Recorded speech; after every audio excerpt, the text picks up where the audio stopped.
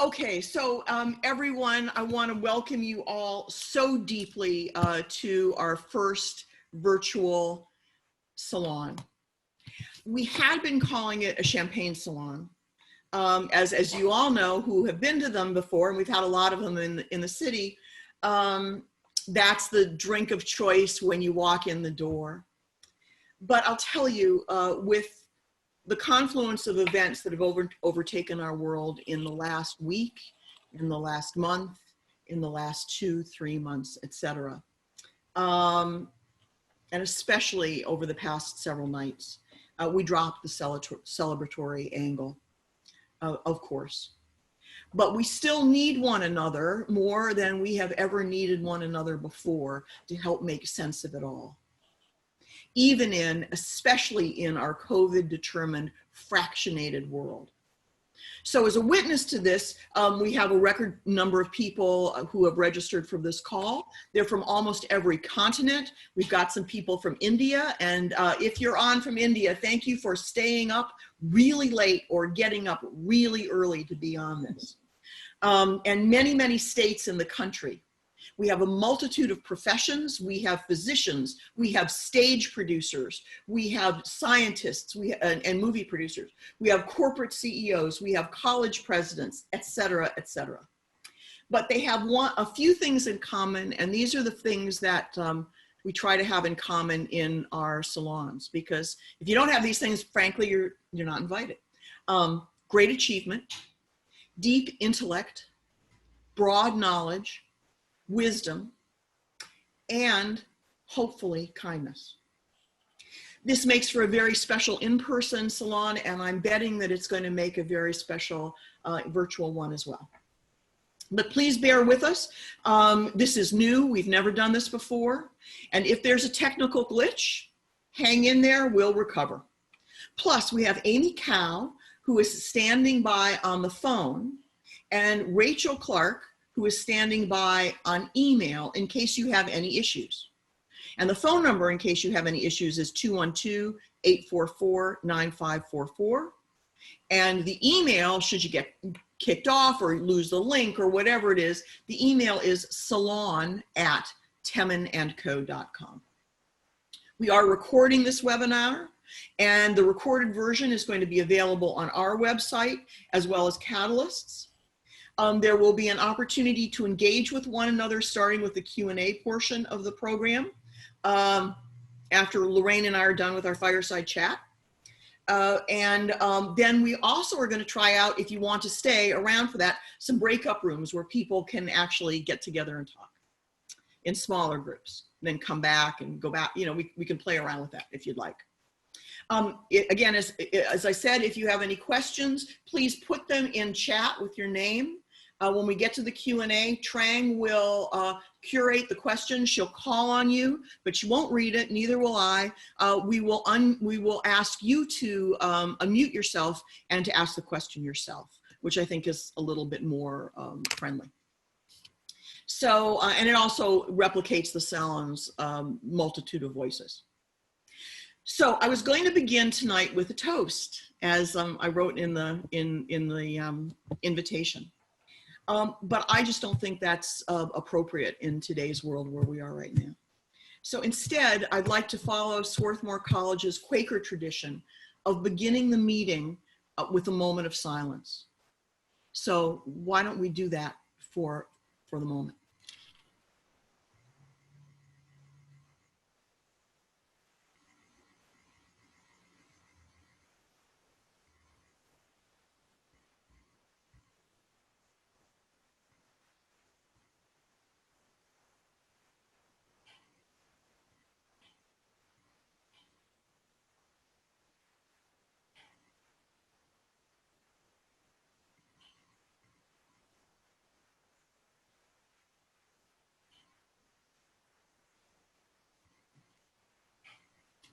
Okay. Thank you. So most of you know who I am. I'm Davia Temin. I run Temin & Company, which is a boutique management consultancy that's focused on crisis and reputation management, thought leadership, and corporate, board, and CEO leadership and communications coaching. we help to create, enhance, and save reputations with integrity and social responsibility to the best of our ability. First, I would like to introduce and deeply thank our amazing Temin & Company team who have made this all happen. Trang Mar, our Managing Director and Chief Client Engagement Officer, is the person with whom most of you have been engaging. It is she who has really put this together in a major way. It's she who's going to be asking us questions. And Trang, thank you so much. Can you unmute yourself and say hi, or will that not work in this mode? I hope I can, since I'm in charge of Yeah, that's the one thing. Put Trang in charge and she will be in charge, which is exactly. Thank you. Thank you, Trang. Okay. Rachael Clarke is our Managing Director and Chief Operating Officer.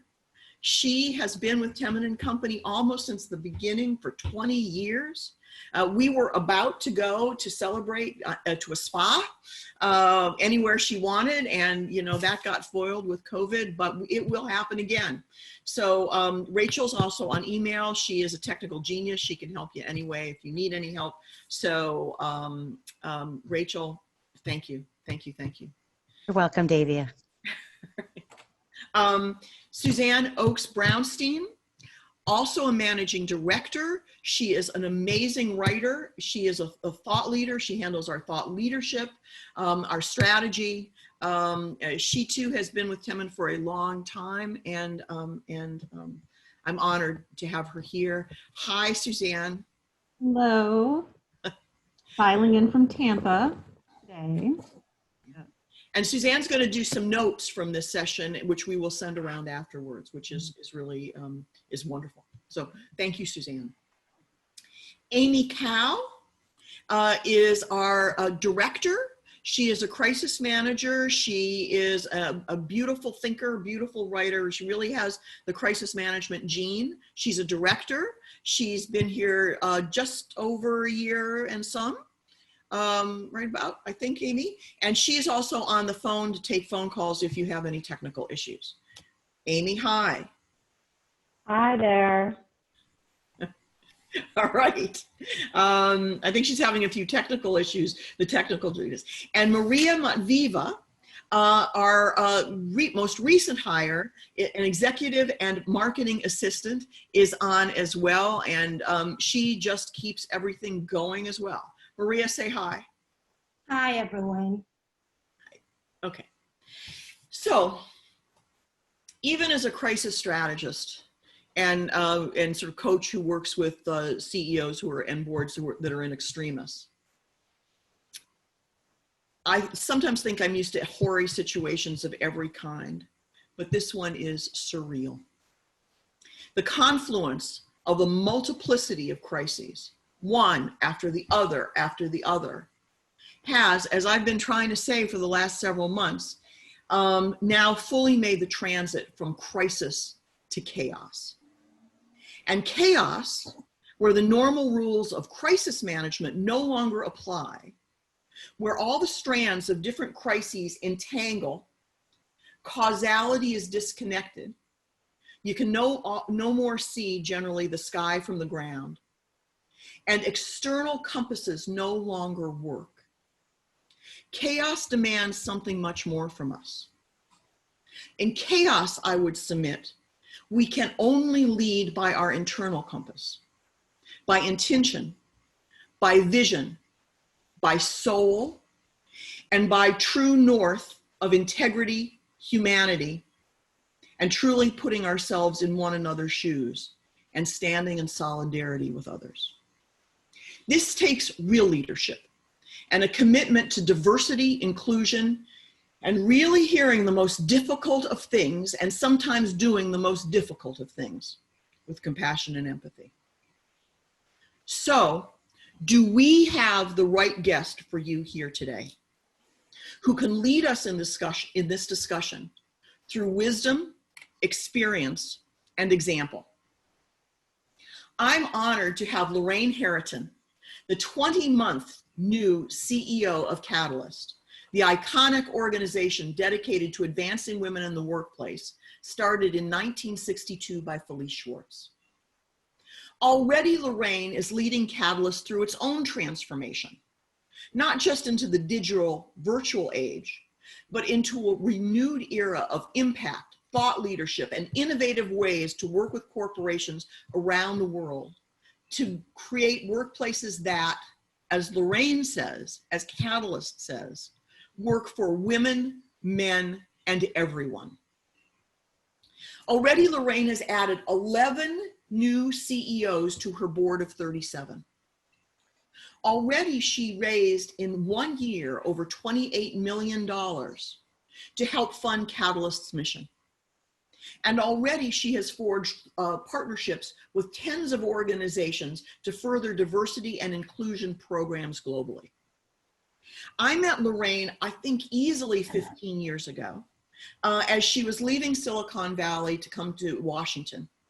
And I participated in the global entrepreneurship program she created as a senior member of the State Department under Hillary Clinton. She then went to the New York Academy of Sciences to start their Global STEM Alliance. A graduate of Harvard Business School, a woman of indescribable energy, passion, accomplishment, and vision. I was blown away by her the first time I met her, and I have stayed that way ever since. Lorraine, welcome. Davia, I don't know what to say after that introduction. Thank you. And thank you. 197 participants now. That is awesome. And I know that all of you have a lot to contribute to this dialogue. So I'm excited about having the dialogue and then hearing from all of you at this really important moment in time where I think we all can have really take advantage of the opportunity to learn from each other. Yes, ma'am. Yes. And that's why we're here. So Lorraine, let's start and get cut right to the chase. We are in the paroxysms of response to terrible results of racism and what's been going on in our cities, what's been going on in our country and world. Yesterday, Catalyst put out an exceptional public statement about the murder in Minneapolis, about deep-seated racism that must come to the forefront now and be excised, about so many things. Can you talk to us a little bit about this statement? How did it come about? How did you create it? I mean, I really suggest everybody read it. It's quite exceptional. How has it been received? And how does it dovetail with Catalyst's mission? Thank you for that opportunity to talk about this. This is actually the second time in the last 3 months that I've had to put out a statement where over the course of just a couple of days, my whole frame of how we were going to approach it changed. So the first one was when I had to cancel our largest fundraiser event on that was on March 12th. We canceled it on March 5th. And over the course of 3 or 4 days, we went from thinking there was no issue to realizing we had to take drastic action.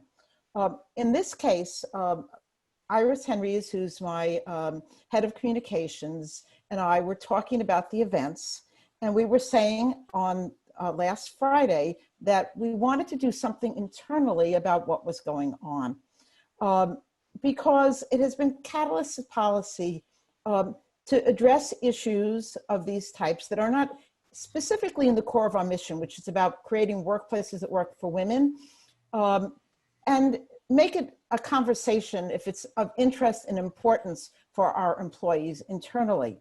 So we talked about that and we were planning for it, but then on Saturday night, things really escalated. So we started talking on Sunday and we realized that we were going to have an emergency town hall, that we were going to put out a public statement, that this issue was broader than us. It was something that was important that we really had to talk to, and we needed to make a statement about it. In addition to showing where we were on racism in general, we felt that Catalyst had a lot to contribute to the dialogue, and it is our responsibility to help lead in the situation. All the work that we've been doing to help women in the workplace also translates to the issues around racism. They translate to the issues around equality. So inclusive leadership is important in this era. So the statement we put out not only put our position around racism on the table, it also gave our supporters, which represent over 500 corporations, mostly large multinationals, some tools so that they could go and address their supporters, their supply chain, their customers effectively. So if you read the statement, you'll see that there's a lot of links to our knowledge base around how to be an inclusive leader in times of crisis. So did everybody have input into it, Lorraine? Was it a real group effort? And how did you get a group effort to be that good? I'm serious. Well, you know, in Catalyst, we have some really thoughtful people around these issues. And, you know, we have people, a lot of diversity. So, you know, Iris and my communications team and my head of research and Danica Travis, who's these are equity and inclusion work. I mean, these are people who think very deeply about these issues on a regular basis. So together we crafted it and we brought it around to people and we really used our best thought in putting this out. So it was definitely a collaborative group effort that really tried to hear the voices of all the people, as many people as possible, who could be really thoughtful around this. And I'm glad it came out in a way that you felt good about. It's a very, I'm getting an echo here. She's a very tough critic, Davia. So. Wait a minute, none of these guys are married to me, so they wouldn't really know, right? Yes.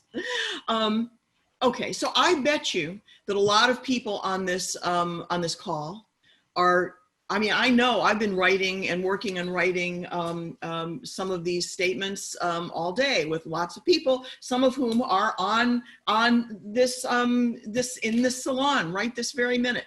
So a lot of them do start to sound an awful lot alike, Lorraine. You know, there's this emerging art form that's happening with a corporate or the institutional response to these kinds of tragedies. How do we make them real, resonant, meaningful, and livable? Well, I can tell you how I thought about it. You know, running Catalyst, we are at a unique perch because we support our supporters around the world, and our supporters represent through their employees, through their customers, through the supply chain, through the communities they're in, a tremendous influence. They circle the globe many times over. So when I think about our responsibility, I think about internally the messaging we have, but also externally the impact that we can have.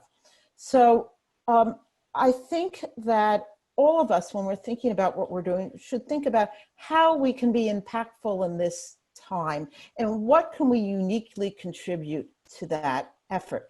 You know, this is why we are cautious about making public statements about things like this, because there's a lot of things that happen that we aren't particularly well equipped to have a position on or have influence on. But in this case, we really do, and we hope that we can drive change as broadly as possible and have impact. So, you know, I think when you're writing this, you think about what's the purpose of this communication?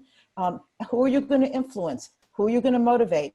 Who are you going to lead? We all have an opportunity to lead, and that's the frame that we took when we went forward with this. Thank you. Yeah, you lead by example. So now let's just go back a minute and can we talk a little bit about why you joined Catalyst? I've said that I believe you are the perfect person, the perfect leader for this iconic organization at this particular time. And you've had an incredible career already. Silicon Valley entrepreneurial CEO, senior leader in the US State Department, creator of the Global STEM Alliance for the New York Academy of Sciences. Why did you choose to come to Catalyst, and what do you want to accomplish? Well, coming to Catalyst has been the culmination of a lifetime of not only living my personal lived experience, but my commitment to advancing women in the workplace. I was fortunate to have come to Silicon Valley in the 70s. Really, it was serendipity in a way. I have dyslexia. So as a child, I had some great strengths and some great weaknesses. I was very good in math and science, but my interpersonal skills, my reading skills were needed work. They were lacking. So I gravitated I ended up getting involved in computer science when I was in college, and I transferred to Stanford, and I was able to see what was going on in that arena. But it also put me right in the middle of being a woman in a highly technical field. So throughout my career, and especially as I moved along, I really wanted to play a role in giving back in that way. And it started with my involvement in an organization called Watermark, which was the forum for women entrepreneurs and executives when I joined. I was on the Clayman Institute at Stanford, the Gender Research Institute there. And then after I finished my entrepreneurial career in Silicon Valley, I decided to take all the skills that I had developed in business, especially around sales, and become a big fundraiser for Hillary Clinton.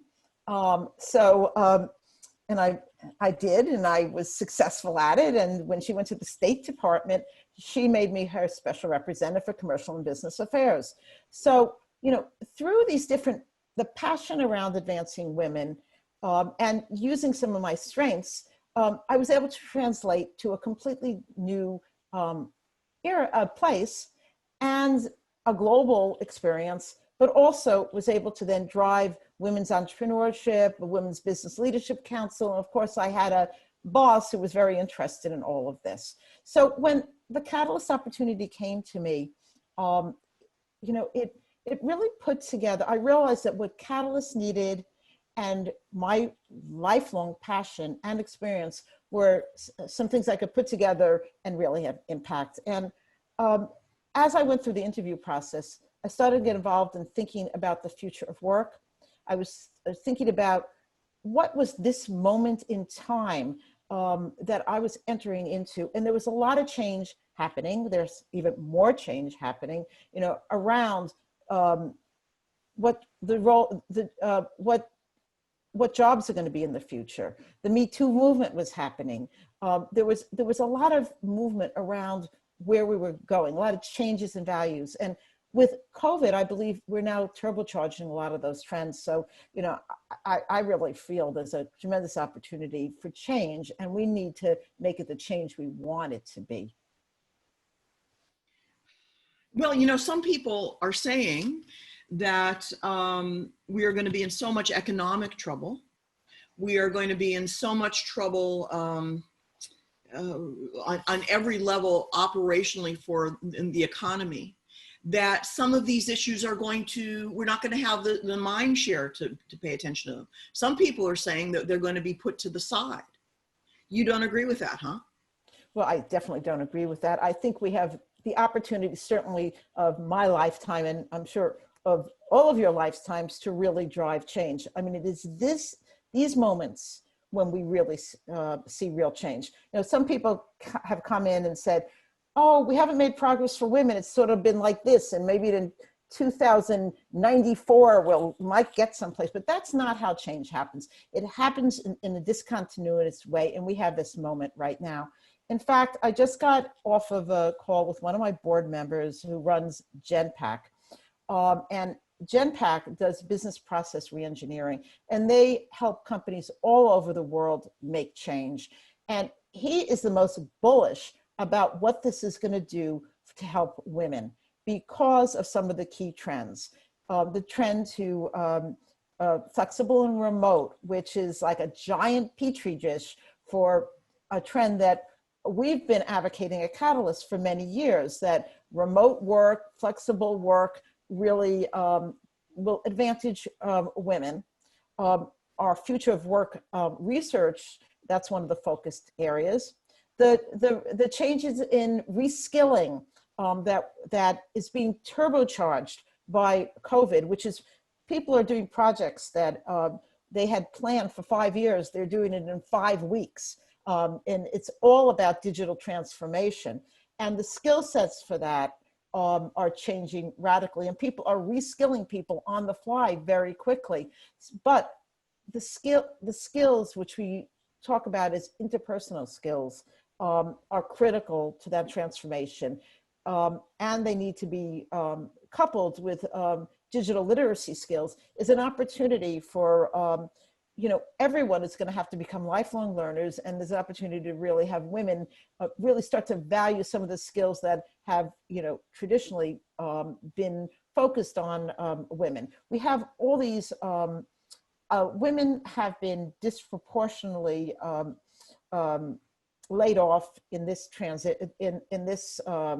crisis, which is different than 2008, which actually traditionally recessions tend to be more men.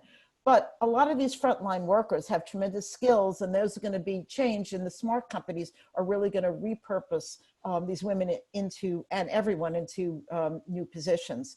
So I think what we're going to see is that dealing with these inequities, dealing with applying inclusive leadership skills that are required to build diverse cultures and make them effective are going to be even more important through this crisis and into the future than ever before.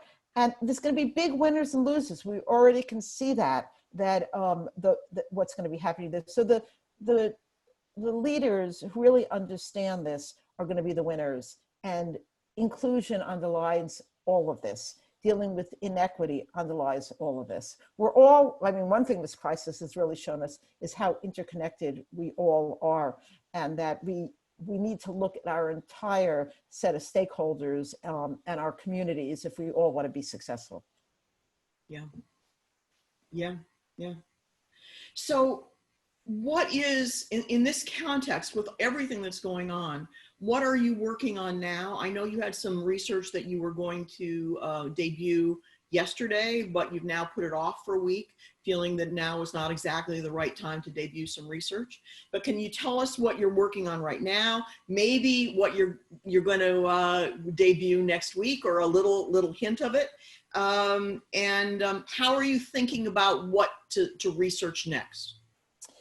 So Davia, before this crisis, we had laid out a strategic agenda for Catalyst that we raised the money you mentioned around. And there were 3 key research areas we were focusing on.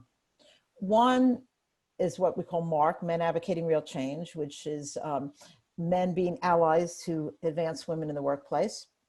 The second is an area called Leading with Equity and Inclusion, which talks about how we use inclusion as a way to advance women and everyone, create more inclusive cultures, and particularly with an intersectionality lens around the gender, race, and ethnicity on a global basis. And the third area is women and the future of work, which highlights some of the things I already talked about around flexible remote workplaces, around reskilling, around empathy as a key skill. So what we found is that COVID has turbocharged the future of work.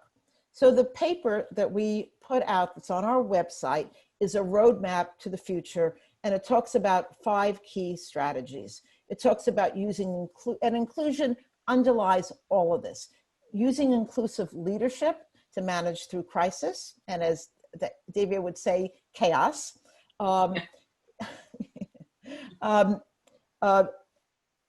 Dealing with inequities, using empathy and trust as key elements. And then how do we apply inclusion to help build flexible and remote workplaces that really work? So that paper takes work we've been doing over a very long time. And then we're setting a future agenda around these key areas to really get better understanding. In fact, we're going to be doing a pulse survey just to understand where people are right now, to answer questions like, how many people are thinking about changing their workplace to more remote? How many are they thinking about inclusion in this? What has been the lived experiences? So we're trying to get a pulse on what's happening right now, where things are going, and really set the agenda and make those connections, especially for the top management, between the need for inclusive workplaces and where they need to go to be successful. So one of the things that I found, I mean, and I think that we're sort of apostles of, is that, you know, in this time when everything is horrifically difficult, and a lot of people, whether they've been ill, whether they've had job losses, financial losses, whatever it might be, they've gone quiet. Companies have gone quiet, organizations have gone quiet, except for some. And those people who actually put themselves forward in a thoughtful, thought leadership-y kind of, I hate the word thought leadership anymore because it's overused, intellectual capital way, thoughtful way that actually can be of help to people. Those who put themselves forward in this time when others are quiet are heard more, especially if they make sense, especially if there's some kind of a heart connection and it's resonant in some way. So what I'm hearing is that is very much what you're trying to do and are doing, I think. Well, you know, what we want to do is have impact around our mission. So we need to stand in front. It is a key strategy of ours to be the thought leader around women in the workplace. So we need to connect the dots to people. We need to be visible out there, and we need to lead our supporters in accomplishing that agenda. And are people interested right now? I mean, are people listening? Is there will to fight sexism in the workplace now? Is there will to fight racism in the workplace right now? What are your partners telling you? What are you hearing? Well, Catalyst supporters in general are already bought in to some extent to this, but we also represent 50% of the Fortune 100 are Catalyst supporters and 25% of the Fortune 500. So, you know, it is a significant population. And we see really continued support, in some ways even enhanced support. You know, there's a range of organizations. Some of them are in real crisis and some of them are growing. So it really is diverse. Some of them are more forward thinking, but I've been surprised at the level of commitment that we're seeing from our supporters through all of this change. You know, the message that inclusive workplaces are critical to advancing the future of work and to building the workplaces they want, to take advantage of all the talent that's out there. You know, when I was speaking to Tiger at GenPAC a couple of hours ago, he said to me, wow, you know, we now can recruit talent all over the world. I never thought that was possible. He said, we closed the books. He said they closed the books for a lot of companies and they always thought they had to be on site, but they were able to close the books for 200 companies off-site and do it in a day and a half less time than they'd ever done it. So now the world is changing for him. And now he's thinking about how he can recruit those wonderful women who didn't want to have to, you know, go from site to site all around the world because they were balancing work-life efficiency. He also talked about how he now has a different perspective because he's home alone. He's doing his own cooking. He said, you know, maybe, he said to me, maybe that unpaid labor, you know, we should be accounting for it more. I said, yeah, really? I said, yes, I think so. That started in the 18th century, that we didn't have a valuation of those things. So I think changing attitudes are also going to affect things. I'm an optimist. And I've also said, famously, Abraham Lincoln said that the best way to predict the future is to create it. So we all have a responsibility to do what we can to create that future. And every one of us can be a part of that, whether it's conversations at home, conversations with our children, leading at work, being, in a situation like I am, a catalyst. And I think corporations are in a unique place because while we have a very fractured world in a way, the CEOs of companies can set the example. They have a high level of trust. They impact a lot of people around the world, and they can drive that change. That's why, I'm so excited to be in a place where I can influence these leaders. Yes. Yes, and you are. One of the things that I've been thinking about is that in World War II, our experience throughout this whole series of crises/chaos is so variable. In World War II, they used to ask, like right after the war ended, to one another, especially in England, how was your war? Meaning, what was your experience? Did you fight? Were you hurt? Did you lose people who you loved? Did you have to move out of the center city? Were you bombed? Or were you, in Montauk looking at the water kind of thing? Or a number of things. Everybody's experience was quite different. My suspicion is that when this is all over in 2 or 5 years or whatever it is, and we have therapeutics and we have a vaccine, and we've made some societal changes, true changes, we're going to be asking ourselves, how was your crisis? How was your chaos? How did it affect you?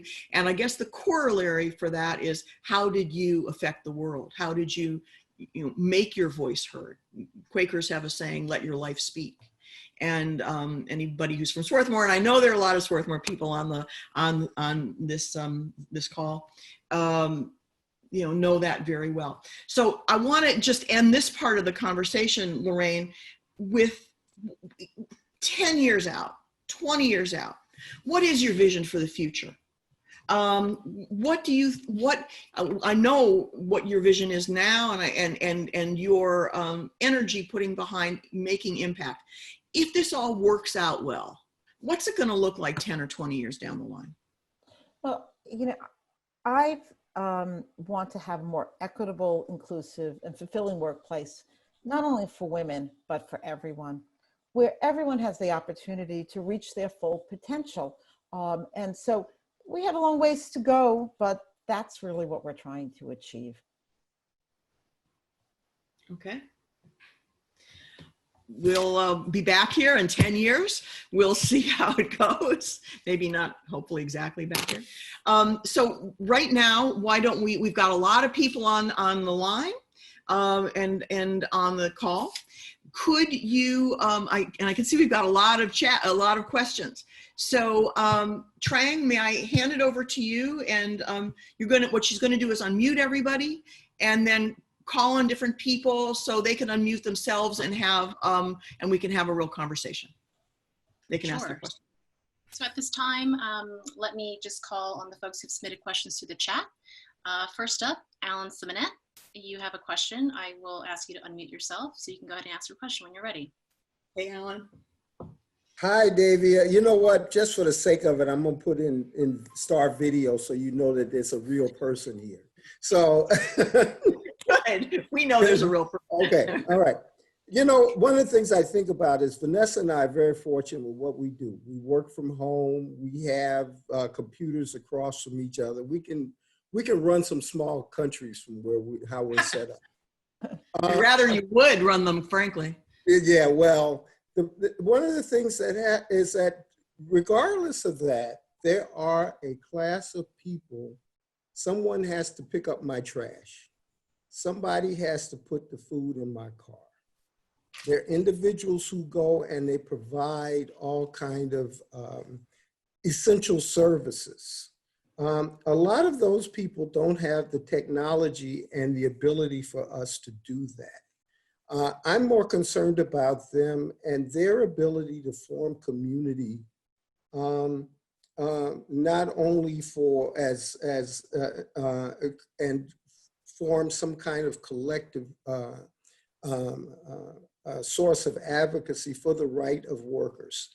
And I would like to hear Lorraine's opinion on that. And we're not talking about those individuals who have the technological skill to do all of what we're doing here. But those who do have to kind of get up and catch that bus in the morning, and right now it's a risky task to catch that bus.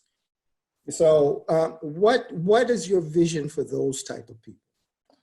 Well, I do think you highlight one of the real issues of this time is the inequities, the broad-based inequities that we're facing. And we know that our first responders are disproportionately women and people of color, and they are bearing the brunt of this.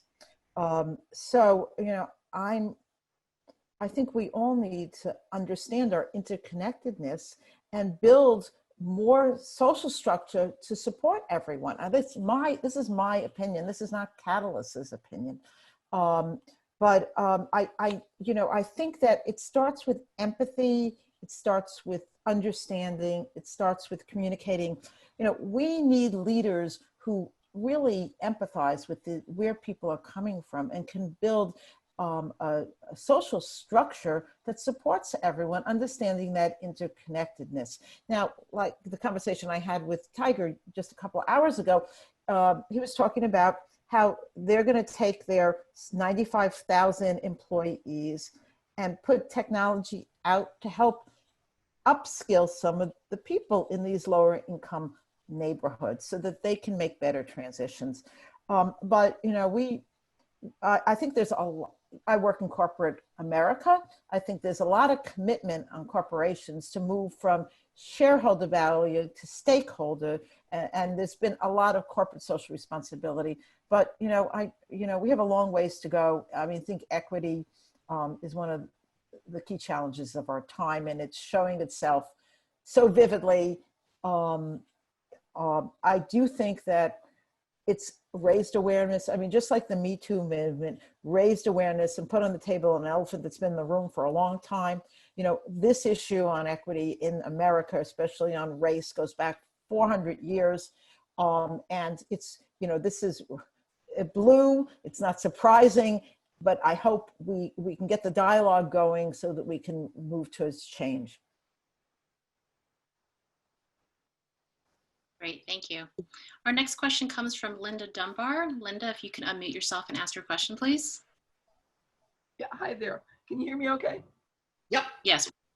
Well, you know, I have a couple of questions tonight because I don't know which one, but I guess we were touched upon this a little bit. So I'd say, how do we really get real progress around pay equity, hiring, promotion for African Americans, not just words, because I think everybody's rushing to make all these statements.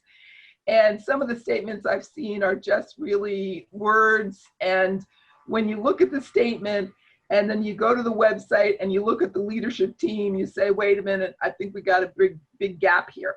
And then related to that, there's a lot of discussion of, I forget what, champions, having men as champions for women. And I would ask, where is the discussion, or is there any discussion about having white women as allies for women of color? Because I'm a little concerned that in all of this diversity, somehow women of color are getting left behind.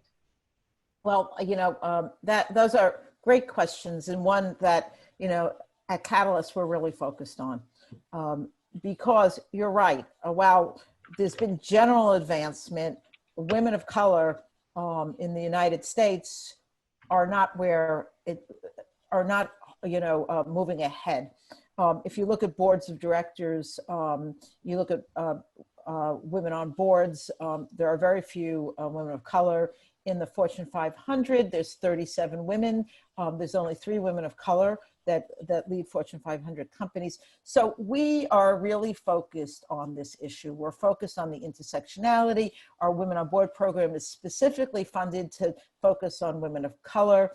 We have our practice on inclusion has a big focus on women of color. We put out a report on the emotional attacks of women of color in the United States, and we just did one on Canada.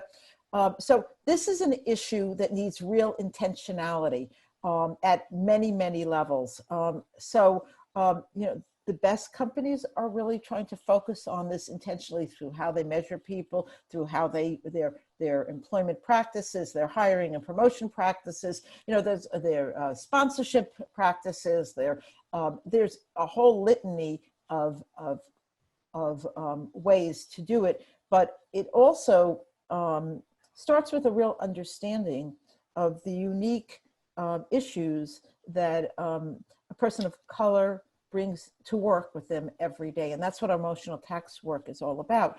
You know, it shows that there's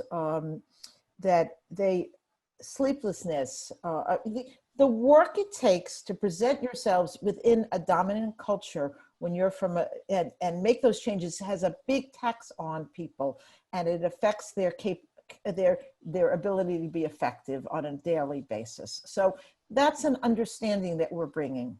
The second thing about allyship. So Catalyst has this big program of men, but you know, actually, even today in my town hall, we have a small group that I put together to advise me and to help having difficult dialogues around race internally within Catalyst. Even though we have, you know, 42% of our people of color in my organization, there's still issues that go back.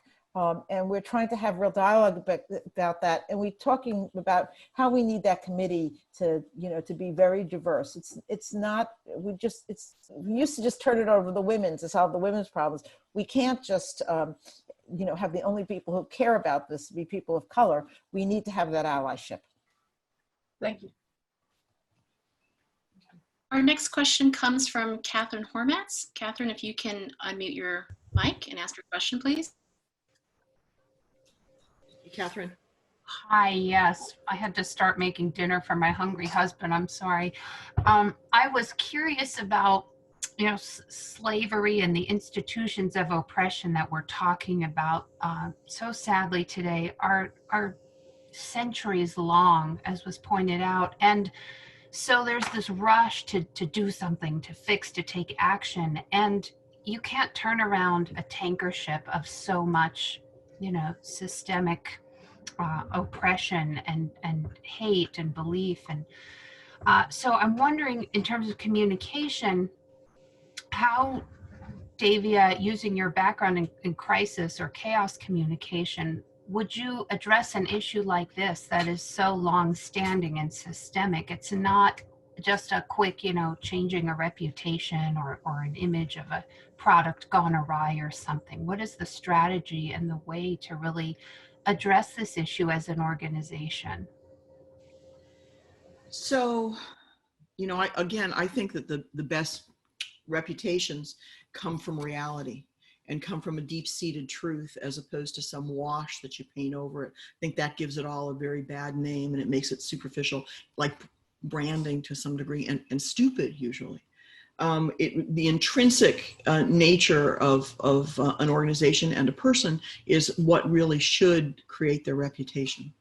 In this particular case, and I don't claim to be an expert on this because it's really almost impossible to walk in somebody's shoes and to know someone else's lived experience from start to finish. Heck, we don't know our own lived experience that well, much less do we know somebody else's. But I think it starts, and people are saying it now, but again, it can be just words and, you know, here today, gone tomorrow kind of thing. I think you can't overtalk people. I think you can't, you have to deeply listen and sort of be quiet while you're doing it. People who speak a lot, talk a lot like me, it's really hard to do that, right? It's also really hard because you're going to hear some things that are deeply uncomfortable. And that's important too.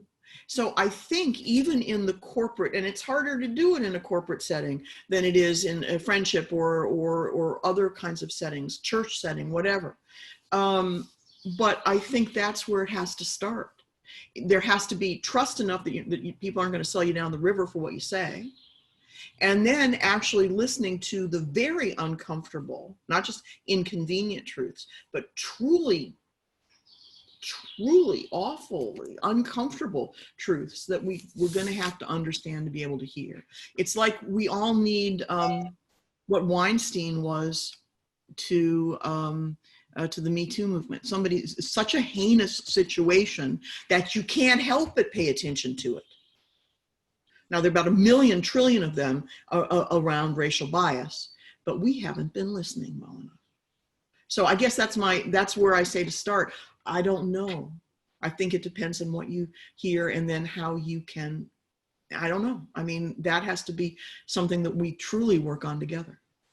I just like Lorraine? to add a little bit to that in terms of empathy as a skill set that we really need to develop. And because empathy is about listening and also not projecting yourself into the other person, but really to understand where they are coming from and what their unique situation is. And the thing is, it can be taught.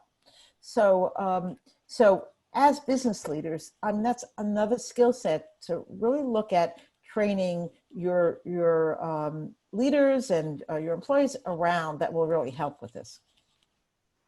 It's a great point. Can I just ask you, how could it be taught, Lorraine? How do you teach empathy? Well, I don't know if I know exactly, but, we have workshops that help people understand. Actually, one thing that helps is VR technology that puts you in the other person's viewpoint. And we incorporated that into some of our workshops too. We're in the process of doing that. So literally, you really are walking in somebody else's shoes. Right. Wow, it's interesting. Was that Anita Lands? Yeah, can you hear me? Yes, this is the third time you've asked that question. Yes. Because I have mute, unmute. So, okay. So just it happens that I was hired by Felice Schwartz in the late 70s. And Felice, of course, was the founder of Catalyst. And it was to head up a department there.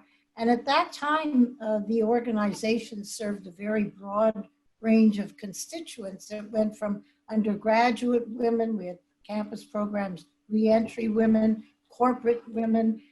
There was a library and also publications that we had created. So there was, as I say, a very, very broad range. Now, it seems to me that over the years, Catalyst has evolved. And my impression was that it was much more research oriented. And my original question was two-part, the most important mission as you see it. But I think you talked about your mission. But I was interested now in two things. What you see as the greatest challenge for Catalyst at this time, if you had to pinpoint, one overall challenge. And also I was interested in what some of your, let's say, implementation programs are. You mentioned that you have workshops, etc. But if you could talk a little bit about some of the activities, because I know you do substantive research, but if you could talk about the other side of it. So, well, thank you, Anita. It's exciting that you were there in the 70s. We should compare notes at some point in time. But, Catalyst's focus, its mission has not really changed. It's about workplaces that work for women. When I came in, of course, I was the beneficiary of a lot of work that went before me. We have a great corporate board made of many corporate CEOs that have influenced a lot of people around the world. And we have over 500 companies that support us. So that evolved over time, 40 years ago, it was very wide open. Now it's, there's a lot of people doing a lot of things in this area. So now our focus is threefold. Number one, it's providing thought leadership, which includes leading edge research and also taking a lot of the research we've done over the many years and put it in and providing it in ways that can be useful. So thought leadership around women in the workplace. The second thing is providing a suite of actionable tools that help corporations on their journey. So that's learning and knowledge products, advisory services and measurement tools that service our supporters. And the last thing is to bring the community together through convenings, sharing best practices, the awards that we have, so we can learn from each other. And, my view is, and, this is to a large extent our challenge, is we want to be impactful. So, every day I wake up and say, is this group the most impactful group we can address? And answer right now is yes, because we have a lot of work to really make these organizations that we're already involved in, that we already understand, that represent millions and millions and millions of people around the globe they're employed by, but they're also their customers, their communities, their supply chains. They are extremely influential. So our challenge is to make them impactful, and therefore they will eventually, put more women on boards, more women in the C-suite, have more equitable environments that will help more women be successful in the workplace. And they will lead, for example, to, help college students who move forward. Because that's how I view we can make the most impact with the resources we have. We're only 110 people. So Trang, would you like to go back to, we'll go back to you. Sure. I'd like to call on Mitch Erickson to ask his question. Mitch, if you'd like to unmute yourself, please go ahead.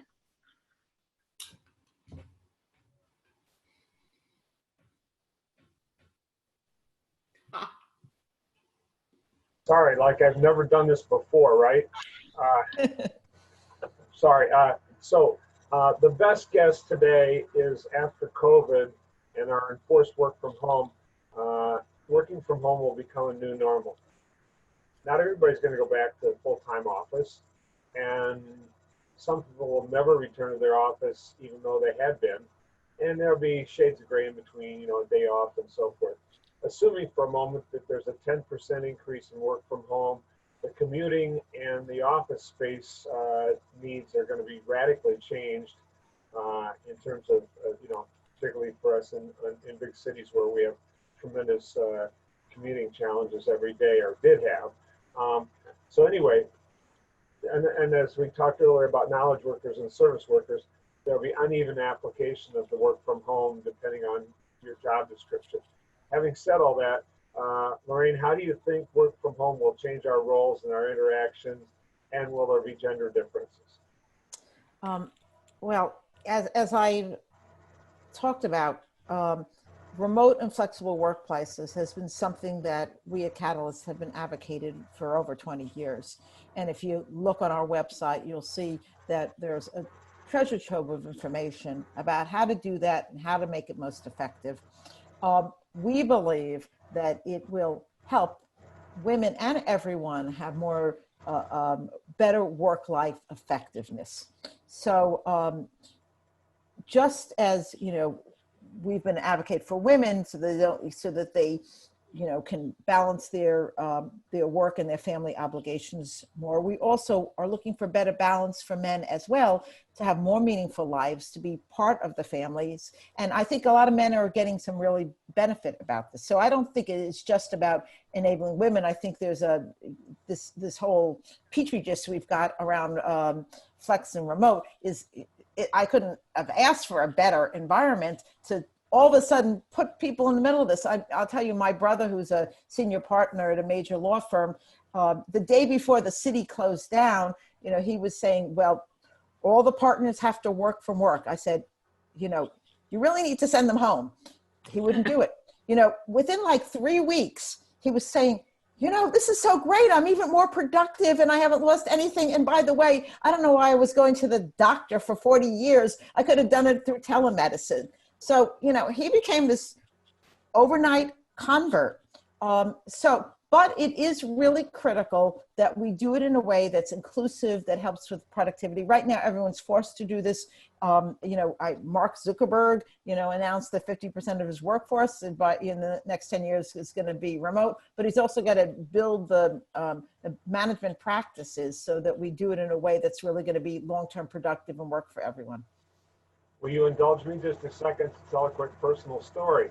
I have a 5-month-old granddaughter, and both of her parents are high-level knowledge workers in Manhattan. They live in Brooklyn. And all of a sudden, the two of them have had 5 months of parenting very intensively that they would not have had, and I certainly didn't have in my generation. So that's really kind of cool. And now well, my son never went off work, and he had a month of maternity leave. The daughter-in-law has just gone back to work at Google after their huge maternity leave policy. So everybody's still there, and there's experiences there that you just don't get when you get on a 5 o'clock train and come home on a 7 o'clock train. Anyway, thanks. Well, that's a great story. I just have one comment. It's good that they have a 5-month-old, not a 2-year-old, or else they may have had a very different experience. And think about the poor people who have 13-year-olds who've been home from school. So Lorraine, my daughter is almost 2 years old, so thank you for that comment. Yes, but she's just the youngest member of the Temin team, Trang. So I'd like to call on Amy Resnick to ask the next question. Amy, if you'd like to go ahead and unmute yourself, please do. Thank you, Trang. Thank you, Davia. Thank you, Lorraine. This is a fascinating conversation. I do worry that in groups of 100 or 200, we are preaching to the converted. This is the group that already is having these conversations and feels passionately about the need for diversity, inclusion, the advancement of women and minorities in all parts of our workforce. How do we handle the political obstacle that we're all facing now that makes it almost impossible to have these conversations in a broader way? And where does the leadership come from to change that? Well, as I shared my perspective on this is, I think we all need to look where we can have the most influence in our lives. And I do believe that the CEOs and the corporations I'm working with are very committed to diversity and inclusion, and even more so as they really try to connect the dots around what their future needs to be post-COVID, which is going to really have a lot of winners and losers in them.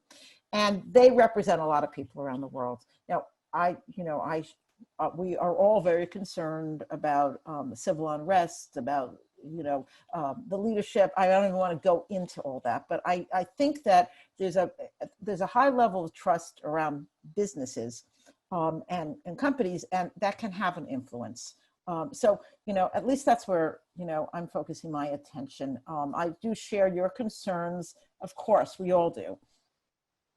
Just as a follow-up, with that perspective in mind, how do we ask those corporations to address the pay gaps between the CEOs and the working people in their own companies, regardless of gender, but across, well, not necessarily regardless of gender, but across, if so much of this is about economic disparity, how can will those corporate leaders address those, taking less pay and seeing that there is a living wage paid in their companies and that it's not about just shareholder value? Well, I think, when we talk about companies, there's companies on lots of places on the spectrum, across that. The Business Roundtable in September changed the focus of a corporation from being about shareholder value to stakeholder value. Now, people can say that's lip service, but there's a lot of companies doing a lot of work on this. And, I think there's an understanding that we've got to pay attention to our employees, our customers, our supply chain. They're all interconnected, and this is only going to make that even stronger. So, my greatest hope is that the reflection of the equities that exist now will motivate people to understand the interconnectedness and do more. It could be, you could have a dystopian viewpoint, but like I said before, we have to make our own reality. We have to be part of driving that. We need to be the people who are out there explaining these interconnections so that we make the future that we want it to be. If we spend all our time, being depressed, we're not going to have action.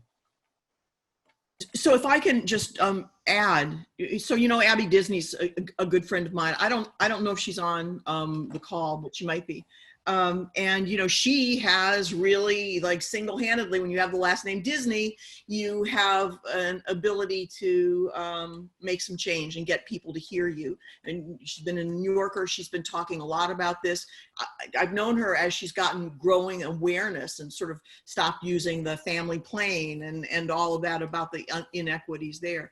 I mean, it almost has to be It also almost has to take those kinds of stories, that particular kind of courage that she's doing, and maybe others like her. I'm sure she's trying to bring in others who are like her to do that. But these are hard. People work really hard for salaries and for great salaries, and you know, it's hard to give it up. Hard to give that stuff up for a more equitable, reality for everyone.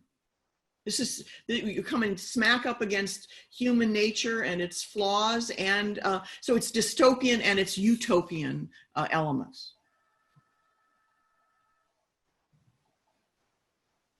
Trang. I'd like to ask Betty Hudson to go ahead and ask her question. Well, it probably has been morphed a little bit because some of it has been addressed in this truly engaging and informative discussion. And Lorraine, some of what you just put forward sings to my heart, and I honor all Davia and the team for giving us an opportunity to have this conversation. But we have been writing policies and doing training and talking the talk for decades. And we've got structural racism and gender discrimination that feels like it's deeply embedded in our culture. And right now we've lost faith, it appears, in some of our institutions, ranging from the police to the court system to leadership on Capitol Hill. Does it now default to companies to maybe do something bolder? I mean, I am hungry and would suit up behind any organization that takes a real leadership to say, we can't just keep talking about it. Something bigger and bolder. And I don't really know what it is. I know Mark Cuban went out and knelt with the protesters in Dallas. Does corporate America need to come together around this in some highly symbolic ways that say, this really is the game changer we've been looking for? Well, I think there is some efforts, the Business Roundtable, PwC has, Tim Ryan has a CEO initiative, and he's put out something that I'm going to be part of, which is a task force around all of this. So, I don't, it's a piece of the puzzle, but I do think it is a place where you can have intentionality and action and more control of making progress than perhaps in other sectors of society. Well, and do boards have to put, to Davia's point? Davia. I know, darling. Hudson's a river someplace in New York. Do boards have to hold executives financially accountable for some of this? I mean, that stakeholder stuff. I mean, if in fact we are a society that is driven by those sorts of rewards, where's the lever? Where is the wedge that makes change happen? Well, as it relates to that, we are actually working on an initiative to get some key measurements around diversity and inclusion that, people can measure and be accountable for. There are governments who are trying to drive some of that around pay equity. So yeah, you're absolutely right. In the end, the investor community can drive a lot of this change, and the investor community is on this issue now. And this move towards stakeholder value, was before COVID and is only going to become more important post-COVID. I honor your leadership and thank you for it. Thank you. Thank you. I'd like to ask Allison Maitland to ask her question. She's joining us from the UK, so I know it's late there. I want to make sure we get to her. Thank you so much. And thank you. I'm really delighted to be part of this fascinating conversation. It's just so rich. And Davia, thank you for inviting me along. I have to say, before I ask my question, that we are watching absolutely aghast from this side of the Atlantic at what is happening over there. And I really, I feel for you from my heart. My question was about work, and it's, I suppose, what we call it. Is it time to stop talking about remote work or working from home or virtual work and just just call it work. Well, you know, it's an interesting point, you know, talking about your workplace, that's really sort of almost, you know, passé to do that. So I do think that mindset change is changing. And, you know, perhaps 2 years from now, people will be thinking about this way. But I think at this current time, we need to be intentional in thinking through, and a lot of companies are very much trying to rethink this. So they need to use the vocabulary around this to understand where they're going. But you know, 10 years from now, that hopefully will be the reality. I think that one of the things that I would ask for change about actually is the word remote, because it doesn't seem to me to make sense anymore. I think, you know, virtual, everybody understands that. But when we talk about remote, who are we saying is remote? Who is remote from whom? And well, yeah. That is what we're trying to do. And, you know, I run an organization that was 50% virtual before COVID, and even the people who were in the New York and Toronto office would work virtually for a couple of days a week. And now we're all virtual. You know, one of the things that's been really great about this is that it really helps with equity. Because even in an organization where it was 50%, the people who were together in the office had different interactions, and we had to work very hard to be more inclusive. But now everyone's on equal footing. So a lot of the interactions and what we do, there's more intentionality around all that. So, you know, that's been really interesting to see the dynamics of that. You know, we've been working 50% remote, 50% within the office. And we have a really, really nice office, which is really, really expensive, by the way. And nobody's in it. So, and it has worked extraordinarily well, because we've gotten that synchronicity going. This throws it a little bit off. You know, how many people are you working with on Zoom calls, and you see their bed in the background, right? And so, you know, this reminds us of Robert Kelly, who's the economist, and I guess he was in Hong Kong, and everybody knows that picture, right? When he's sitting there, he's looking very good from the top up, and they have a cover over the bed to make it look like a couch or something, and then the little kids come in, and then his wife runs in and tries to get the little kids and bring them out. And, you know, so this has become apocryphal. Everybody's quoting it in all of the articles these days. So the question is, there's some people who have a home office, who have the room to set up their home office. And then there are others who with small children or others, it's very, very hard to work from home. So again, you know, I worry about any kind of orthodoxy.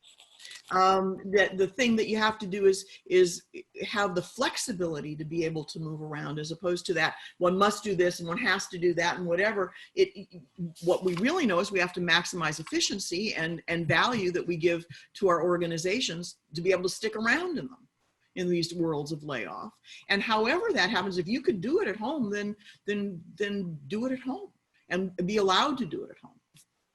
You know, your point is very well taken. And in the process of us moving on March 12th to go completely virtual, of course, now we're thinking about what is the return plan.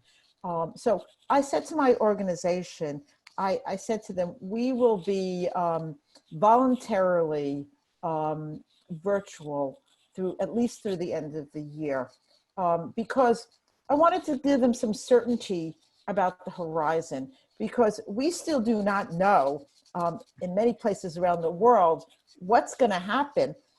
In particular in New York, there's a lot of people who will not feel safe riding on the subways. They still will have children at home, but we also have people who it's a real sacrifice to work from home, and they may feel it is better for them to come into the office. So I don't think we can pre-guess what everyone's circumstances are. And this is really gets back to the whole thing of empathy, to be able to think about and be aware of that people are in different circumstances and have different needs, and to give them room to articulate that and to be thoughtful about that. Yep, exactly. Trang? Our next question comes from Ian By Grimes. the way, let me just say, we'll go until about 7, maybe a little bit. How many questions? Are there a lot more questions, Trang? Yes, there are. All right, well, let's take a little bit of a dent. Then, you know, at 7 o'clock, we'll, you know, people can leave if they need to, and we can stay. You know, everybody who's been to the real salons in my office, you know, with everybody, you know that people stay. I mean, the latest, Ray, that people have actually stayed sometimes is like 1:20 at night, I believe, was the record. You may not remember that so well because all the champagne was gone, but still, so we can keep it going for a little bit of time. We don't have to shut down, but I don't want people to feel hostage either. It's really easy. You can just disconnect. And if you want to stay in the conversation, and we may break out later in breakout rooms, try that out. We can do that too. So this is, consider this your call as well. And I am going to just say one more thing. I'm going to ask people, please email me afterwards what you think. If you have other ideas, if you think this is worth continuing. If it's worth continuing, if there's some feeling of camaraderie, we'll do it more. We'll do something different next time, you know, and sort of mix it up. Okay? All right, so Trang, to you. Sure. I'd like to call on Ann Grimes to ask her question. Go ahead, Ann, if you'd like to unmute yourself. Hi, everybody. It's great to be here. Thank you, Davia, for putting this together.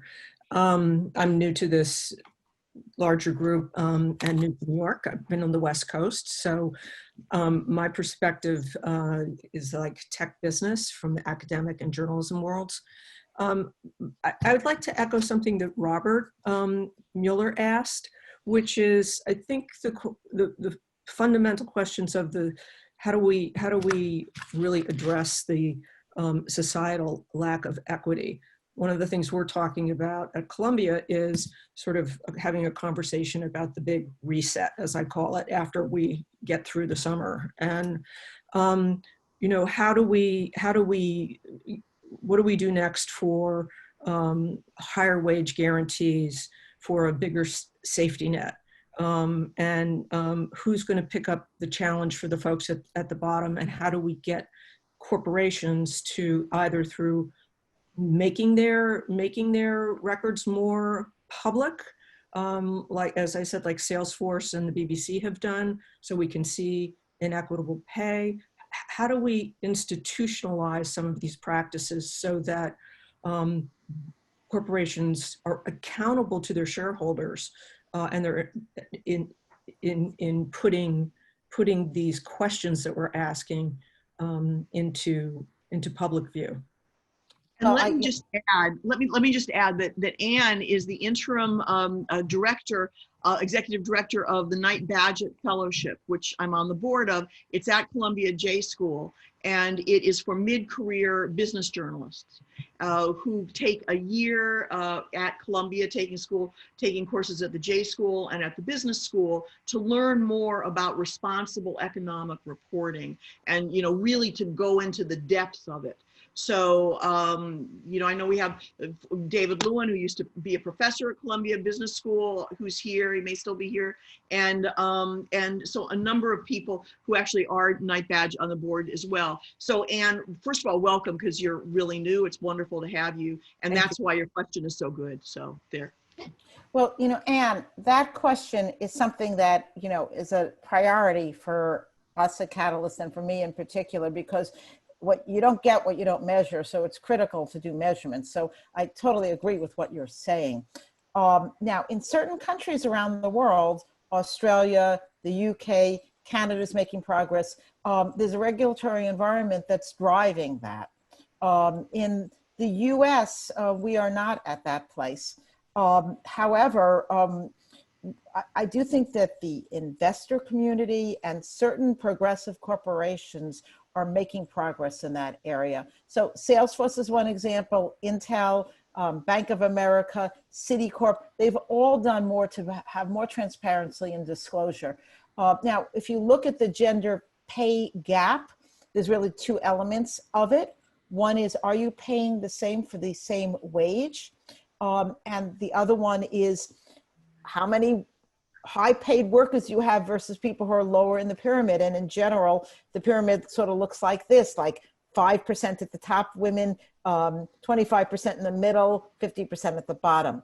So what we've found is that corporations, large corporations in particular, have made a lot of progress around equal pay for equal work. In fact, they've come in, they've audited, they've made these changes. This is what Salesforce became famous on. If you look at most of the large corporations, and there's I think it's called Ascend Capital, puts out a report on this. Many of the large corporations are at almost 100% on pay equity for the equal jobs. Where the issue is in the pyramid and getting people up. And that's a myriad of practices that are required to help hire the right people, promote them, get rid of unconscious bias,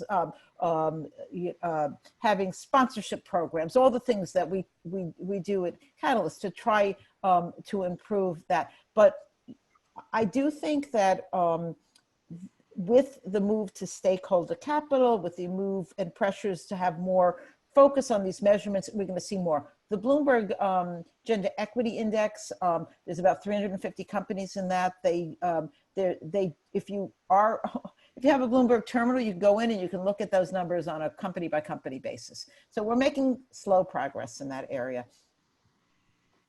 Thank you. Next Okay, question. one, Yes. maybe two more, then I think we'll have to call it. Of course. Our next question, I'd like to call on Chip Boykin to go ahead and ask your question. Please unmute yourself. Hello, everyone. Hope everybody's doing fine. Basically, this is for Lorraine and Davia. Please chip in there. No pun intended. My thoughts are that from what you're saying is that you feel that we've reached a tipping point during this crisis with the racial issues that have come up, the COVID-19 issues, all of that type of stuff. And, you know, CEOs in the past have focused on profit and bottom line. So what is it that you are seeing from them that in fact, or what are you seeing in the crisis that you feel makes this so much different? I know it's horrendous, et cetera. But, you know, one of the things that we've been extremely good at in this country, in fact, to the point of being great, is squandering our talent based on race, creed, color, gender, sexual orientation, and all of that. So what is it about this time, and what are you seeing in these people that are giving you hope that they are going to shift and recognize that this is a necessity that we can't afford to blow? And, you know, leaders need to lead. So what is giving you hope that they will step up now when in the past they clearly haven't? Well, you know, this trend that we're talking about was started, it's why I came to Catalyst. You know, we started to see this major change in the nature of the future of work.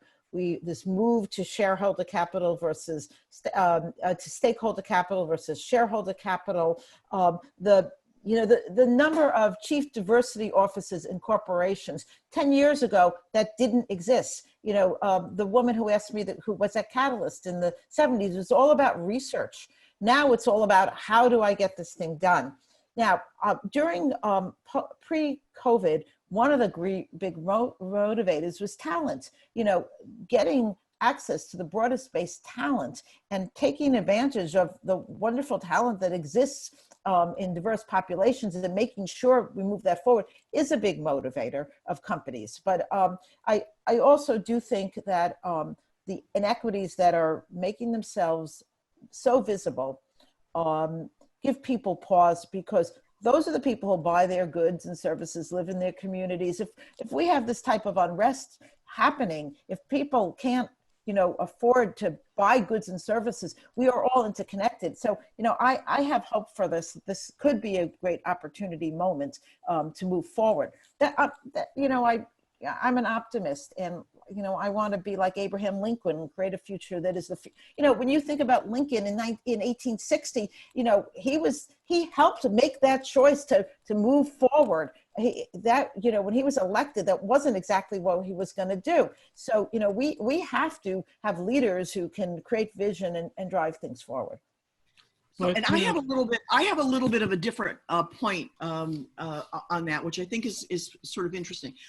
Look, a tipping point, you can tip one way, you can tip the other way. This is not assured. But what the change that I saw around Me Too, after years and years and centuries and millennia of this kind of behavior from the caveman on, why did this reach the prominence that it did before? How do you reverse engineer what that's about? And I think that the biggest factor has to be social media. And I think the biggest factor is that if you are called out, there is very little place to hide anymore. And you can be called out on stuff that's not even true, and there's no place to hide, or something that is a minor infraction and there's no place to hide, much less big stuff. And what we're seeing is that all of these quite sophisticated campaigns that it's not just, the Russians who know how to do this to move elections now, it's other people, and people who have points of view are very sophisticated. I once was just, I can't even quite talk about it so much. I was once, in one of these battles, and somebody gave me the playbook. And it is a playbook. There's a playbook. Different people have it for different points of view and different groups. So I think that the power here to call people out, to gather huge groups of people who have a point of view and will back it up by boycotts or whatever else, or getting boycotts, even if some of it's based on untruths, is very powerful. And people have to have their eyes open more than they've ever had before.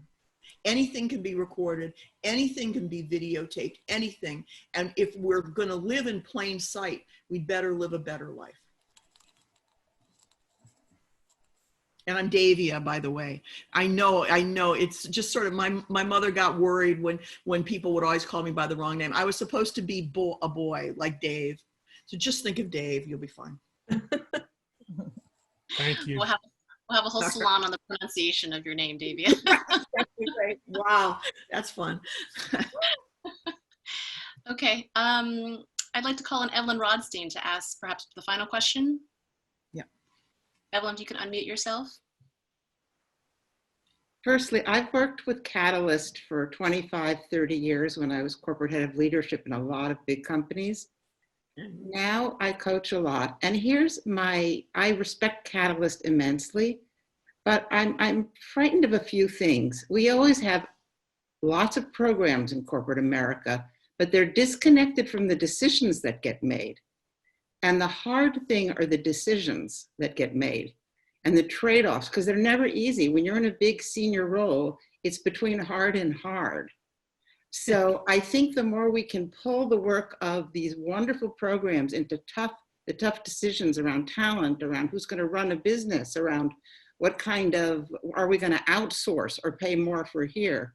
The other worry I have is around empathy, and I don't want to end on this because it sounds sort of awkward, but there's a concept in Broadway called sham dancing, where actors who can't really dance, okay, in the background.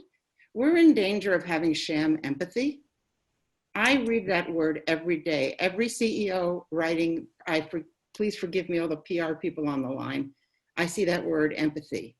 And empathy is actually a very difficult, deep skill that requires respect.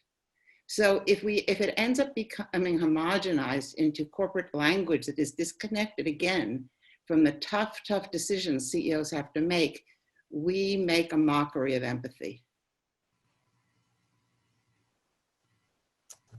Well, I think you bring out, the dark side of some of these things we have our challenges. I wouldn't disagree that those are challenges. And we deal with them every day. I mean, in terms of advancing women, the things you're talking about are things that are the challenges. These are the work that we have to overcome. So, I think highlighting them and facing them is part of solving them. Yes, and we have made huge progress because that word was not in corporate life Stakeholder value was not in corporate life. And seeing CEOs stand up and make those tough decisions for the right reasons is now in the press. So we just have to keep encouraging it. Yeah. So you know what I often do? I mean, because a lot of words have gotten devalued by overusage without being attached to the real meaning. Authentic being another, right? If I hear the word authentic one more time. But then I think you have to break them apart. And the way Lorraine was saying, I had said listen and whatever and ever, and then she said that's empathy. So she put it together. Well, you can also disassociate it and actually get down to the basic qualities of character, sort of characterological issues that make it important, that make people pay attention. Attention must be paid to those things. Not a great answer, but one. So we're going to leave this at a point of ain't nothing perfect, but boy, my money's on Catalyst. My money's on Catalyst for fighting that fight with optimism and intelligence. And I want to thank you. People who want to stay around, what we're going to do to sort of chat is we're going to break up into these breakout rooms, which we can do, and we have it all set up to do. But if you want to, we'll give a couple of minutes, and people can get off the line if they want, if they need to have dinner or the champagne that we didn't serve today. Or stick around and we'll break out, then come back, break out, come back. We can do this as much as you want or not. You just tell me. This isn't a corporate event. This is something that's a salon. Okay. So I want to thank Lorraine officially right now for an incredible first salon. Thank you so much. Thank you. And thank you for the opportunity. This is a great group with so many great insights. And I'm sure we could be hearing from all of you. So I'm looking forward to the breakouts where we have more of an equal dialogue about some of these issues.